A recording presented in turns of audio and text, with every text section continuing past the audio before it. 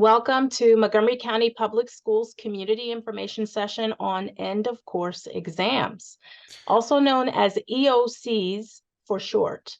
My name is Keisha Logan, and I am the Director of the Department of Pre-K through 12 Curriculum in the Office of Curriculum and Instructional Programs, and it's great to be here with you this evening. I will now turn things over to Donna Blaney, our supervisor for testing and reporting in MCPS. Mrs. Blaney. Thank you, Dr. Logan, and welcome everybody to this evening's webinar on the Maryland Comprehensive Assessments, particularly the end of course assessments. So I just want to give you a little bit of a background of what MCAP is. The Maryland Comprehensive Assessment Program is the overarching umbrella of the assessments that our students take that are deemed by the state of Maryland that our students have to take. This is because of a federal law. You may have heard of it before, called the Every Student Succeeds Act, or ESSA for short, ESSA. This law was previously called the No Child Left Behind Act. And within this act, we are required to assess our students every year in grades 3 through 8 in English and math, one time in science at the elementary level, at the middle school level. And then in high school, our students just need to take these assessments one time in high school. Our meeting this evening is particularly focusing on the science assessment and the government assessment at the high school level. To clarify, one of the assessments, the science assessment in Maryland, we call that assessment the MISA, or the Maryland Integrated Science Assessment. Our students take that in grades 5, 8, and then in high school, they take the life science version of the MISA, and we'll talk more about that in a moment. Our students also take, not required by federal law, but by Maryland law, our students take the government assessment at the high school level, and just recently, they've started taking the social studies assessment in grade 8. If we go to the next slide, we will see that the content or the area of focus on each of these assessments in the content area. For math, our students take the Algebra 1 assessment, and some of our students take that as early as 6th grade. We have a very small number who take it even in 5th grade if they're in algebra at that point. But if they've taken it in middle school, when they get to the high school, they do not have to take algebra again because they take this assessment one time. English assessment is taken at the end of 10th grade. And what we are focusing on this evening is the science and social studies assessment. The life science assessment is at the completion of the biology course, and the social studies assessment or the government assessment is at the completion of the national, state, and local government course that our students take. Students take the assessments mostly in the spring at the end of their semester B course, the second semester of the course. We do have some students who would participate in a double period course, and that would be taken at the end of that semester. Double period meaning they're taking the entire course in just one semester instead of 2 semesters, half a year instead of the entire year. But most of our students will be taking these assessments in the spring, but we do want to, if a student has missed a spring assessment, they do have an opportunity to take it in the summer or in the fall, winter. If we go to the next slide,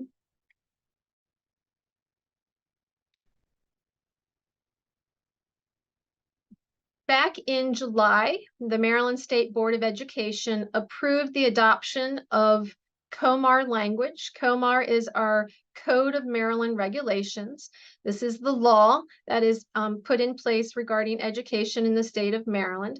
And back in July, it was approved that beginning with the 23-24 school year, the Maryland Comprehensive Assessment for the government and science courses will count as 20% for the first time 9th graders in these high school level classes. So when a student takes biology in 9th grade and they're taking it this year as a freshman, at the end of the course, this exam, end of course exam, will count as 20% of their student's final grade. In MCPS, we have a semester A, which we are currently in, started at the beginning of the year, goes through end of January. And then we have a semester B, which starts in the end of January and goes through the end of June. So these students will take the course, or excuse me, the students will take the exam at the end of the semester B in May, and then it will count as 20% of their final grade.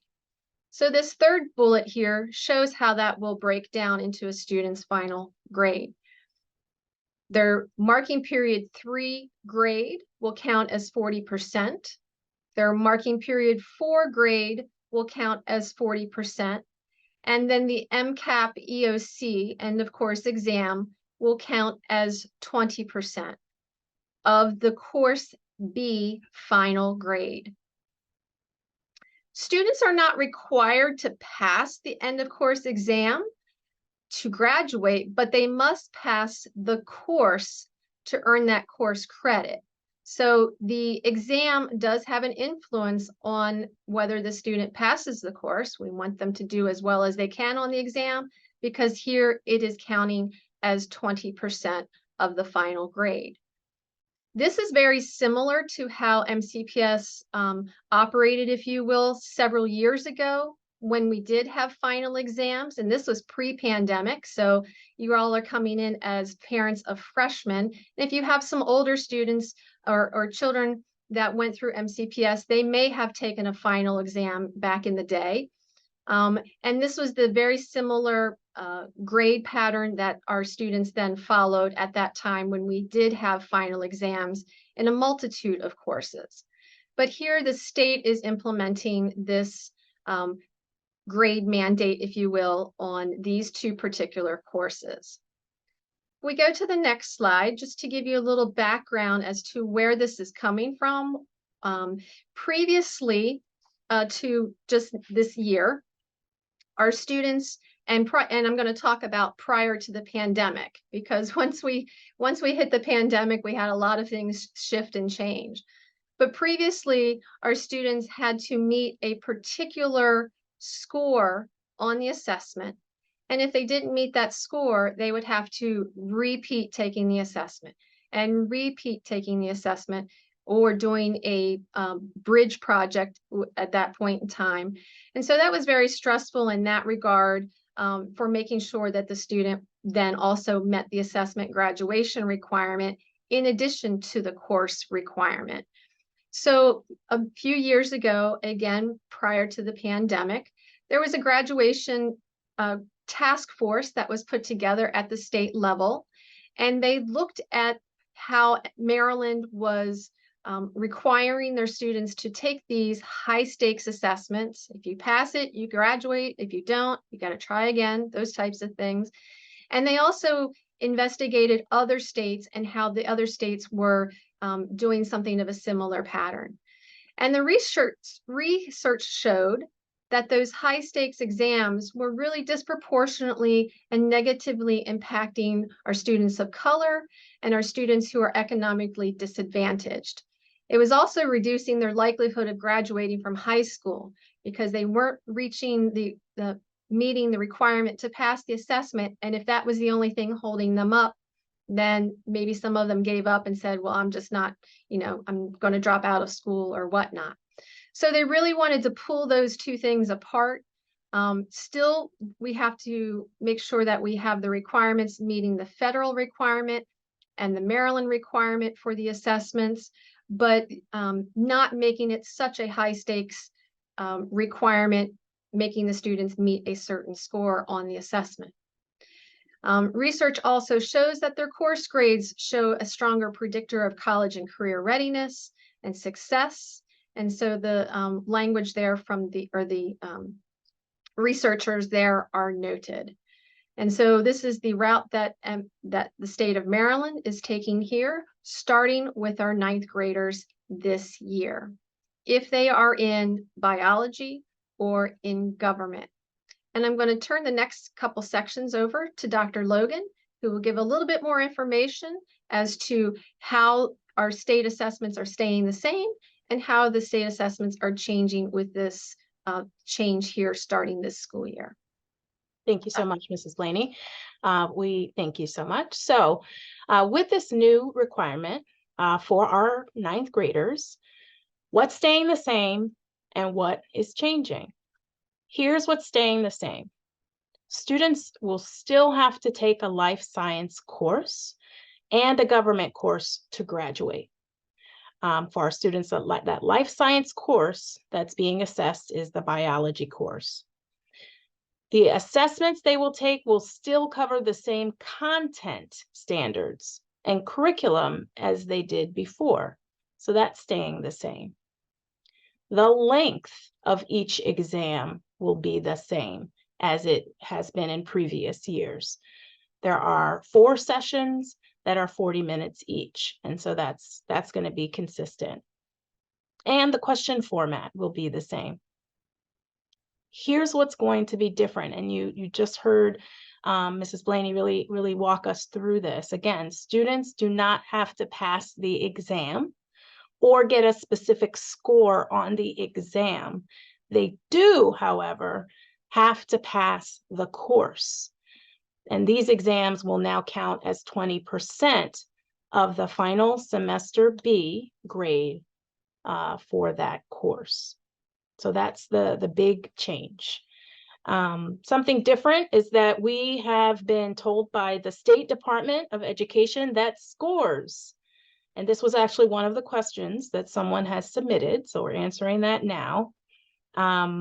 We have been told by the Maryland State Department of Education that scores will be returned within 9 business days. Because we have a tight period of time after students take the assessment to be able to receive those scores from the state. And then those scores would then be converted to a grade by the state. And then we need to centrally add that to teachers' grade books so that it can be converted and count for 20% of the grade. So within 9 business days, so that it will be able to be counted within the marking period. Next slide. Here is a chart to visually show you how the end of course exams will be implemented over the next 4 years. So we start now with our current 9th graders, 2023, 2024. If you have a student, if you have a child who is currently in 10th, 11th, or 12th grade, who is taking a biology course or a government course, they will still have to take the assessment, but they are not impacted by this change. The only class of students that are being impacted with the 20% counting in the grade are our current 9th graders. This is the first year of implementation. And then by the year 2026, 2027, we will be in full implementation, where this would be a requirement for all of our high school students. So we thought this was a good visual to show you that this is being rolled out, starting with 9th graders and then building. I will now turn things over to Jennifer Scavulo, our AP IB coordinator, if we go to the next slide, who will get us started with some frequently asked questions that we want to highlight for you. We've already been seeing some of these questions coming through in the Q&A, so we are naturally going to be answering some of those questions as we share the next set of slides. So Ms. Scavulo, I'll turn it over to you. Okay, good evening, everyone. So what about AP, Advanced Placement, International Baccalaureate, and dual enrollment? And I know there was a question in the Q&A about middle college. So middle college and dual enrollment will be answered together. Next slide, please. So for our advanced placement courses, government, we do offer AP American Government course, and it does count for our Maryland State graduation requirement for NSL, National State Local Government course that our students take. So students who enroll in the American government course are required to pass the course and either participate in the government end of course exam or the AP exam to meet the graduation requirement. So if there are any ninth graders currently taking the AP American government course, they do have to pass it for graduation credit, and they have a choice of the government end of course exam or taking the AP exam in May for the graduation requirement. However, the government end of course exam and the AP American government exam will not count for 20% of the students' semester B grade. So if they're in the AP course, the end of course exam or the AP exam will not count for 20%.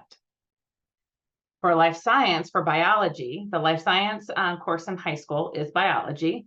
So students who have previously taken the MCPS biology course and the MCAP Life Science MISA will not need to retake the end of course exam. So if you have students that are in 10th, 11th, or 12th grade and they've already gone through and taken the biology and that MCAP, the Life Science MISA, they will not have to redo it. Now, current ninth graders who might be taking AP biology will take the AP exam or the Life Science MISA end of course exam to meet their graduation requirement. They will need to pass AP biology. The end of course exam for biology or the AP biology exam, though, will not count for 20% of the student's semester B grade. Our current 10th through 12th graders who are taking AP biology for their NGSS life science credit. So that means if your student has not taken a biology course yet in high school and their first biology class is AP biology, that is the course they have to take for graduation credit to get the and I apologize, I don't remember what NGSS means. The life science credit for graduation. So what it means that they'll take they will have to take the Life Science MISA end of course exam in addition to the AP biology exam. Again, though, the results for the end of course exam will not be calculated or count towards their 20% of their semester grade. Okay, next slide. All right, for our International Baccalaureate, the government is fairly easy. We do not have an IB government course that is an equivalent to our national, state, local course that students are required to take for graduation. However, we do have our IB biology course that can count for high school graduation. But again, if students have previously taken the MCPS biology course and the MCAP Life Science MISA course, they will not need to retake the end of course exam if they are currently in the IB biology course. Thank you, Dr. Logan just reminded me that NGSS stands for Next Generation Science Standards. Thank you. Our IB courses are for 11th and 12th graders only. And if you have a current 11th and 12th grader who is taking IB biology for their Next Generation Science Standards, life science credit to graduate, and they haven't taken the MCPS biology course yet, they will have to take the Life Science MISA end of course exam in addition to their IB biology exam. However, the results for the end of course exam will not count towards their semester B grade. Okay, next. All right, dual enrollment. I'll skip to the bottom of the slide. There is not a dual enrollment or middle college course that can count or is an equivalent to our national, state, local course that we have. So students will have taken our the MCPS one or maybe the AP American government course. But dual enrollment, middle college, all of those, we have many options for students in that realm of MCPS. There is a life science biology course that they can take. So dual enrollment students taking a college level life science are required to pass the course and participate in the Life Science MISA end of course exam to meet graduation requirements. But the end of course exam is not required, will not count for 20% of their final college course grade. Okay, and I am now going to turn it over to Tamara. Hi, everyone. My name is Tamara Hewlett. I am the director of the Department of English Learners and Multilingual Education. And so we have some other frequently asked questions about students who receive English language development services that I'd just like to cover with you.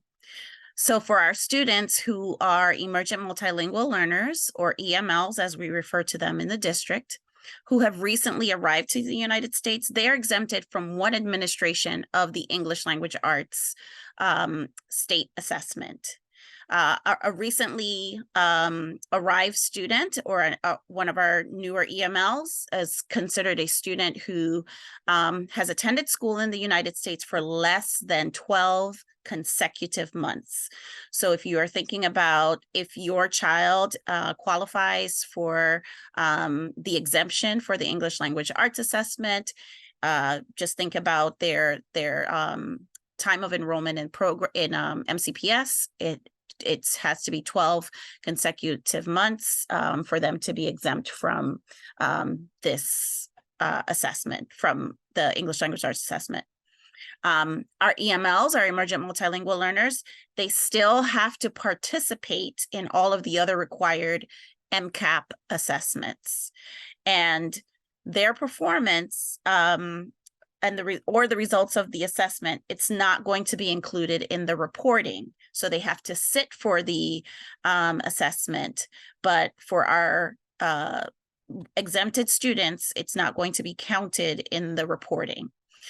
So as such, the EOC exam is not required to count for 20% of the final course grade for our recently arrived emergent multilingual learners. Next slide, please. And questions around whether or not there are accommodated versions of the EOCs. So the EOCs exams, the end of course exams, are going to be available in Braille, American Sign Language, and in large print. Testing accommodations are found in a student's individualized education plan, a 504 plan, and or the English Learner Plan. So any of those accommodations found in those plans, if your student receives those services, those accommodations must be provided to the student on the end of course assessment exams. And students with significant cognitive disabilities who may be registered to take the alternate assessments, and these students will not be required to have the assessment count for 20% of their final grade in the course. So I'm going to turn it back over to Dr. Logan.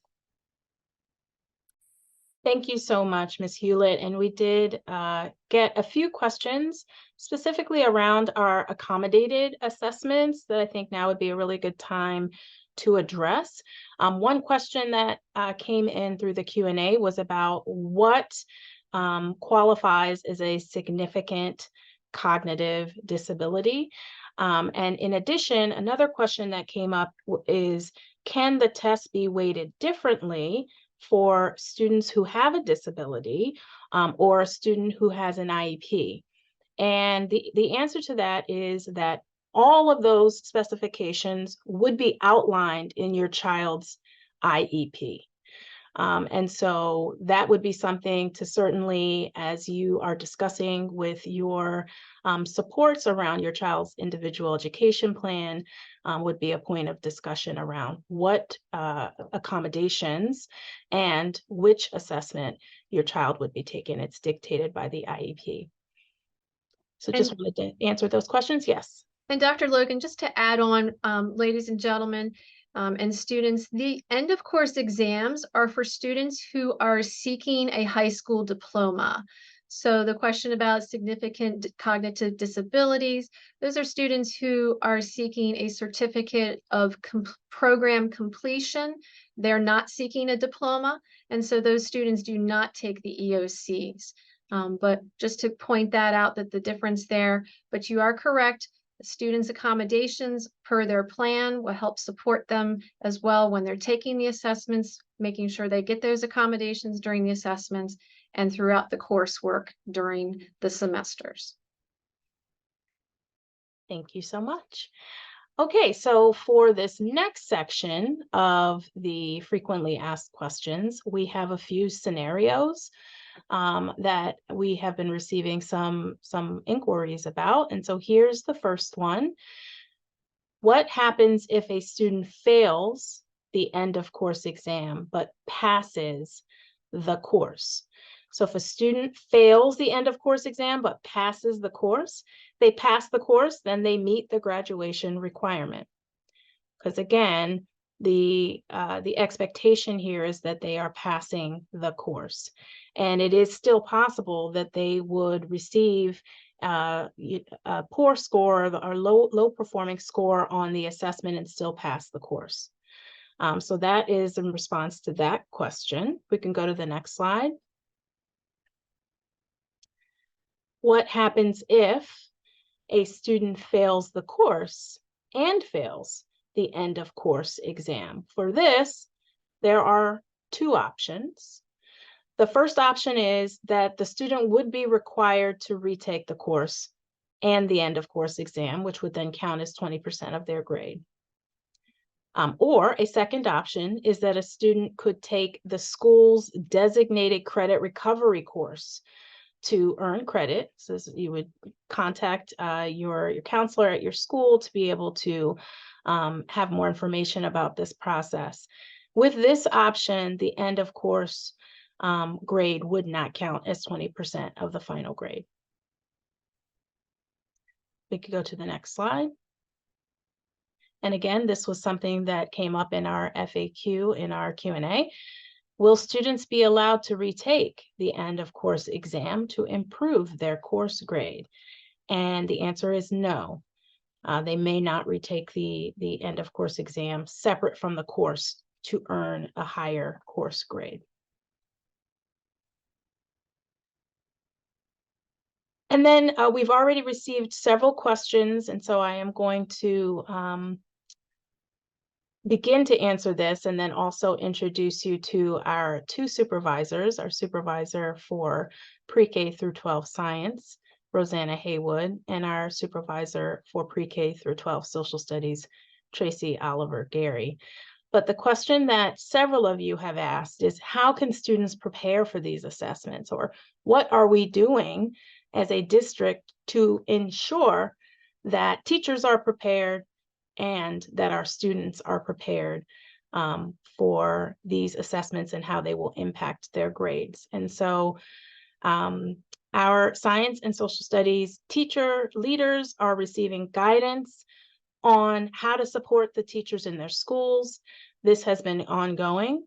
And the pacing guides for each of these courses have been adjusted to ensure that all of the necessary content will be covered in time for the assessment, for the testing window. And then many of you have asked about practice tests. And practice tests will be made available. We are working with our teachers to be able to create some opportunities for students to practice, but also we are going to add to our website practice tests that are made available by the state, by MSDE. And so you'll be able to have not only from your child's teacher some practice opportunities during the class. Some people were asking in the Q&A, are teachers going to be exposing students to the format of the way that questions are asked and things like that? Yes, this is the type of support that we're providing to our teachers, but there will also be some practice tests that will be made available for the respective courses in government and biology. Ms. Haywood and Ms. Oliver Gary, if there's anything additional that you wanted to add about this slide. Yes, I just want to assure families, parents, and caregivers that we are working with department chairs, or we call them resource teachers in Montgomery County, where to help them to work with their teachers. Additionally, we are working with a group of teachers who are helping to craft additional support material outside of what the state is creating. We recognize the anxiety that you may have about whether, if a teacher is going to be able to prepare your child, and we are doing everything we can to make sure that all teachers will be prepared to help their students to pass the exam. So some of those questions have bubbled up in the Q&A, and we understand where you're coming from, and we are doing everything that we can on our end to also make sure that teachers are prepared. I just want to add, I'm Rosanna Haywood, the pre-K through 12 science supervisor. I just want to add that our teachers have been teaching this content and standards from the state that aligns to the exams, the end of course exams, for a while now. So they are quite familiar with the content. We have provided curriculum resources over the years that align to this content. So at this point, we are creating support resources to support the preparation and to get students feeling comfortable with taking the exam. Our teachers have received pacing guides already, and this is a focal topic for our school-based leaders this school year. Thank you so much. This is a good opportunity to share another question that has come up in the Q&A, which is when will ninth graders take the end of course exams? And they will take the end of course exams at the beginning of May. So the window is from May 1st through 15th. And then there was another question about when do they take it in respect to during the school day? And so, yes, the exam is taken during the school day for students. So we just wanted to provide that clarification based on some questions that we received. Ms. Blaney, did you want to add anything to those responses? Okay. You hit it on target. Just to add, as was explained earlier, the assessment itself has not changed from what it was presented last year to this year. The assessment will be 4 units at 40 minutes each. And most of the high schools elect to give the assessment all in one day. So typically they run a special schedule where the students will take 40-minute unit, take a little break, take the next one, and so forth. So it's all taken in one day. And then once that window closes, we will get the data back from the test vendor. We will then process the data, and then it will be posted into the teacher's grade books. Hence, the students will be then able to see their exam grade. Parents will be able to see that in parent view. And the exam grade will show up before the end of the semester, so you have an idea of how your student did on the assessment. And so that is a change in what how we have been recently getting scores back from MSDE regarding all of the assessments. But this particular test vendor for the government assessment and the LS MISA assessment, the science assessment, will have the test scores processed very quickly and returned to us before the end of the school year. Thank you so much. We can go to the next slide. So we want to take the opportunity now to, as we've been answering and highlighting those questions that have been coming in through the Q&A and trying to make sure that they've been addressed. And we're going to take an opportunity now for the panelists to continue to chime into some of the questions that have not already been answered. And so we have been keeping track of those. The first one that I'll elevate, and then I will offer for any of our panelists to unmute and share a question and answer. But the first one is, according to the state, it's 20% of the entire grade, not just semester 2. And so we wanted to highlight this question for the group because we are a district that divides our courses into 2 semesters. The end of course exam will only impact the semester B final course grade. So this is how our high school courses are created and designed in Montgomery County Public Schools, which is why it is counting toward the final grade of semester B. Semester B was identified because then they would have had the content from semester A and semester B, so they would have had the full span of the content for the course to then take that exam. Ms. Blaney, anything to add on that? No, you you hit everything right on target, Dr. Logan. If you have friends who go to Frederick County, for instance, they have what is called a block schedule. So all of their courses are given in one semester. And so that's where you see the language and interpretation a little bit different for them. Again, this is approved by MSDE the way that we're doing it here, because we have 24 districts in the state, and we each have our slightly different grading practices in the regards to, or I shouldn't say grading practices, course implementation practices. And so here in MCPS, semester A is worth 0.5 credit and semester B is worth 0.5, and that gives the total together. So thank you for raising this question, but we are good to go on how we will be implementing this across Montgomery County Public Schools. The next few questions that we've received from you tonight are kind of connected to that previous question about our semester courses.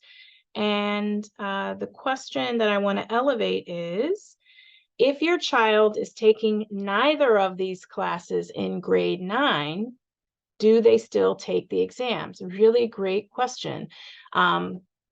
This new requirement impacts our first-time 9th grade students, our students who are new to 9th grade this year.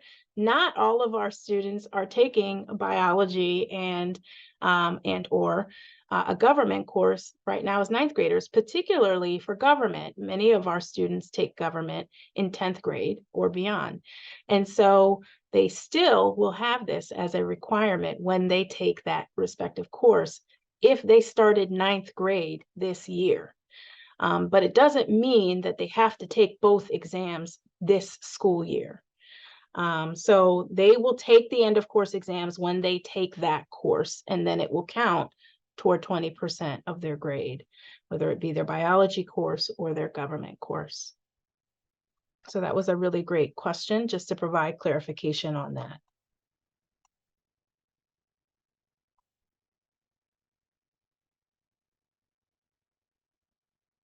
Panelists, as we are scanning these questions just to see what has not been addressed.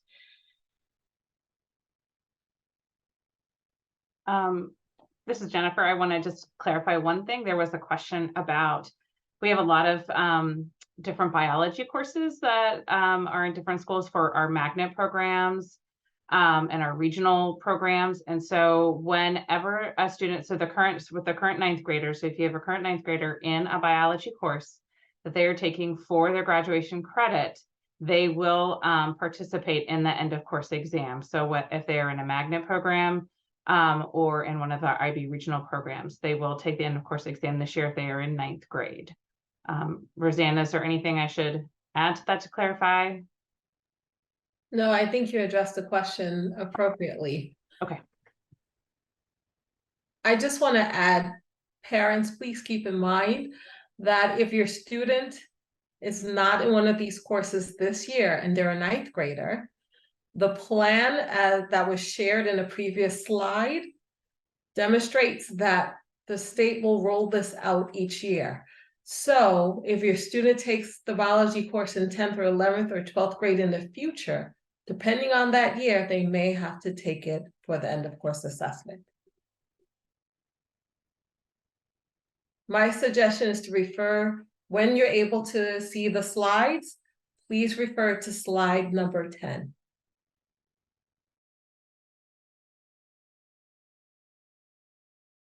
Ms. Blaney, I am going to queue you up for this next few questions that we have gotten in the Q&A about how the assessment is graded. So how are the tests graded?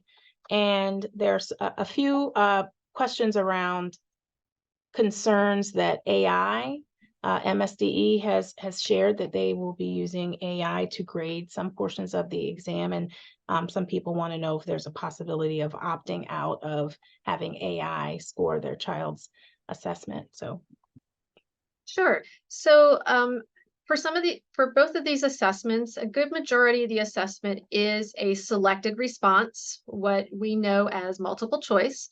So those are machine scored, very simple. A, B, C, D, E, or whatever the choices are, and the machine will score that as we had that done in previous years. For the questions where a student is to construct a written response, those are AI scored. That also helps to get the scores back relatively quickly back to each of the districts. There is still some adult supervision over that, or a human supervisor over that, looking at the assessment or looking at the students' written work and making sure that the AI programming is following along with there. There is no opting out of that. This is based on the state's work with the test vendor and the contract that they've got with them. So we can't opt out of these assessments. These assessments are required by state law, federal law, that our students take these assessments. If they don't take these assessments, the student will not graduate. So while to clarify that, we have, for graduation requirements, we have 3 areas that our students have to meet. They have to meet the course credits. They have to meet taking the exams, all 4 exams, just taking the exams. And again, their performance on the exam is counted into the course credit. And then the 3rd requirement is the 75 hours of student service learning. So all of those 3 then make up the graduation requirements for our students. And Ms. Blaney, can you just explain a little bit more about what AI is, artificial intelligence? Right, so artificial intelligence, they're using exemplars of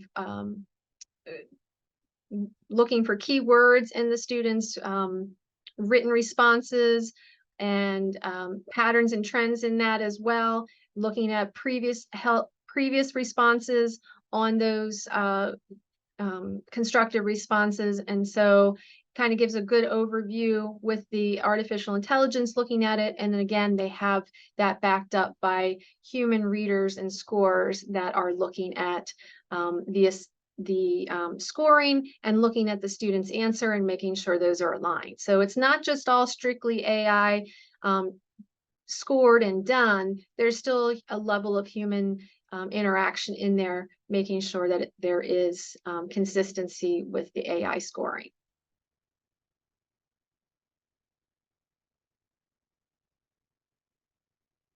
Thank you. And actually, I think you may be able to continue with this next set of questions that we've received several questions about how scores and student performance will be reported out to our parents and guardians and caregivers. Sure. So in regards to the, we may be all familiar with the Maryland Report Card, and that is an accountability document that all schools will receive in December of each year based on the previous school year. So for school year 23, in December, we will be looking for the Maryland Report Card. On that particular report card, algebra and English are used for that, but the biology and the biology and government will not play a part in the Maryland Report Card in regards to having any influence on what the school's star rating and that type of thing.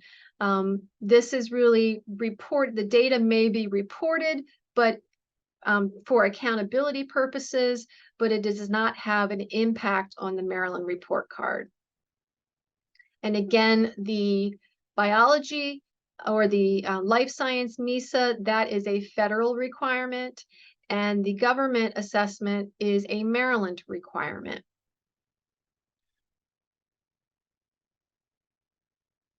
This is a really quick question, but it has come up a couple times. Just to clarify, Ms. Oliver Gary, that the United States history course and the government courses, those are 2 separate courses.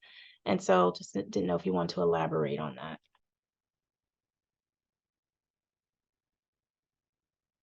I'm sorry, can you just repeat the question? I was looking at a different question and, It was actually for Miss Oliver oh, Gary. okay. Tracy? People are asking about the Yes. difference between United Right. States history and government.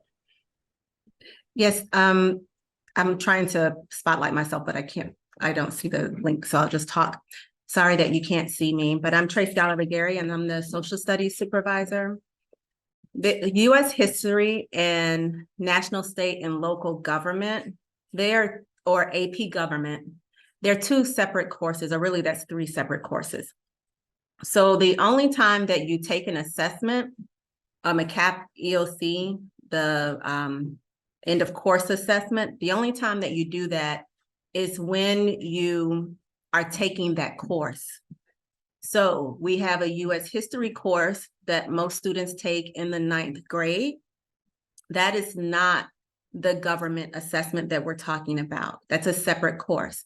And then we have national, state, and local government, which is the assessment that we're talking about right now. Students, as Ms. Cavallo explained, students in the 10th grade, typically the 10th grade, can choose to take either the national, state, or local government course or the AP government course. So they're separate courses.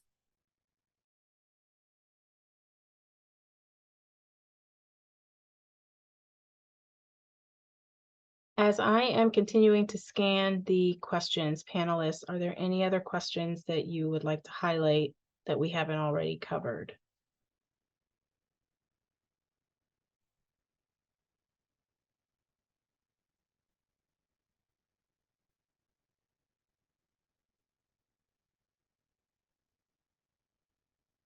I can't remember if this one, if we recovered, if it was covered or not, but there was a question about whether or not the assessment can be retaken.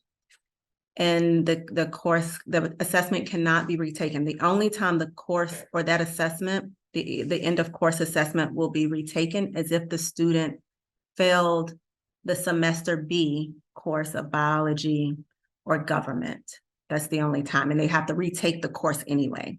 But if a student fails the end of course assessment, they will not be able to retake it. Also wanted to acknowledge, and Ms. Oliver Gary, I think you did this earlier, that many of the questions that you all have submitted tonight are about concerns about how this will impact your child's GPA, the possibility of a student who maybe, has test anxiety or performs poorly historically on assessments, how that can really bring down their course grade, and concerns about preventing that. And as we've shared throughout tonight, how we're preparing our students and our teachers, those are really great conversations that we would encourage you to have with your child's teacher for these respective courses. And again, continuing to check back to the website so that you can see those resources that we're providing for you. Your child's counselor is another resource that is well aware of all of these changes to be able to support some of the concerns that have come up around test anxiety and things like that. So I just wanted to acknowledge those questions that this is something new, and concerns around poor performance on the assessment, counting as 20% of a grade in these two courses, could impact the final grade for semester B for a student. So we heard you in those responses and just wanted to acknowledge that.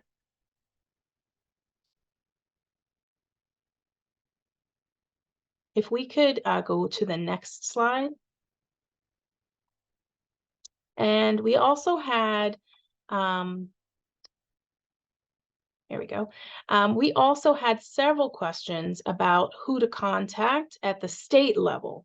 And so we wanted to provide a contact for you at the state level. Again, this is Maryland State Department of Education requirement. And so if you have specific questions for the state level, this is one contact. You can also head to their website. They have additional contacts for Maryland State Department of Education. Their website is linked on our website, which I will be sharing with you in just a moment. And then contacts for Montgomery County, myself, again, I'm Keisha Logan, the Director for Department of Pre-K-12 Curriculum. You also heard tonight from Donna Blaney, our Supervisor for the Testing and Reporting Unit. You can also, of course, reach out to your child's teacher, your child's principal for information, but we wanted to make sure you had some contact information on both ends. Again, please take time to review our FAQ document. We've shared with you the slides for tonight, the frequently asked questions. Many of the questions that you have elevated through our Q&A tonight are addressed in the frequently asked question document. And so they're linked in the slide deck that we have shared. It's also on our website. And again, this recording will be placed on the website as well. We can go to the next slide. And there is that website. If you go to the Montgomery County Public Schools website and click on the academics tab, we give you a direct link here, but on that academics tab, there is a button right at the top that says, click here for information about end of course exams. And so again, some of the things we've talked about, this is where you can go to. Once we have those practice activities, we will link them there. Additional information that we learn from the state as we continue to get guidance from MSDE, we will provide it on this page. So please visit that page and again, look there for updated information. We thank you very much for taking the time to join us tonight. And we are here to continue to answer your questions. Please reach out should you have additional specific questions about the end of course exams and the impact on your children. Thank you so much, everyone. Have a wonderful evening.